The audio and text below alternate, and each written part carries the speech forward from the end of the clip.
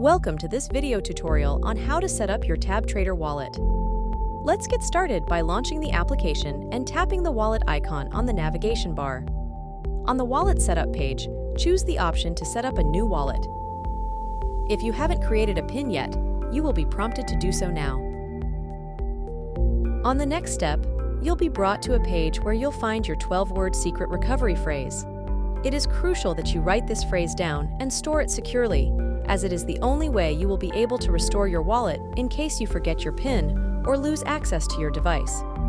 Also, make sure that nobody else gets a hold of your secret recovery phrase, as it would give them full control of your wallet and its associated funds.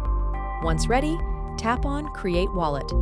You will then have the option to fund your new wallet by buying cryptocurrency through our integrated payment processor, MoonPay.